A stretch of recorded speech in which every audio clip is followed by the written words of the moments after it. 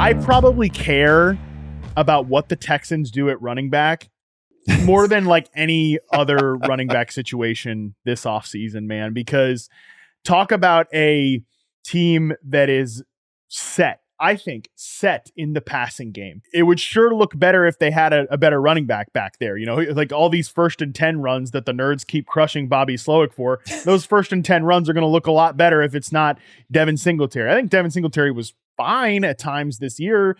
He was clearly a better system fit than Dameon Pierce. By the way, like, don't go back and look at any August fantasy take about Dameon Pierce. My God, he just was clearly not a fit for this system, not a fit with this staff. I bet we end up hearing from Dameon Pierce somewhere down the line in his career because he can clearly play, just probably more in a power man gap scheme.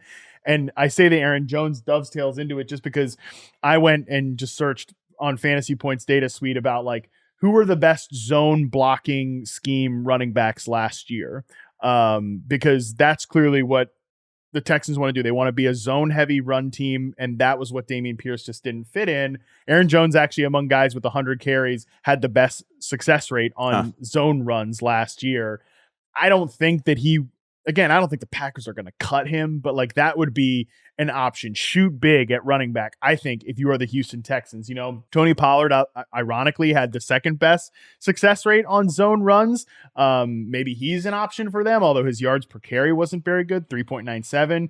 DeAndre Swift was 8th in zone rushing success rate. He's going to be a free agent, 4.23. But like even as Saquon Barkley, right? Like Barkley was pretty good as a zone runner. I don't know if he's a perfect system fit necessarily, but over 4 yards per carry on zone rushes, 141 carries, 581 yards, 3 touchdowns, 43.3% success rate. Like my point here is just that like there are going to be a lot of big names available on the running back market, as you mentioned. And if I'm the Texans, I would try to shoot high at running back because you are not paying any of these young passing game players at this point.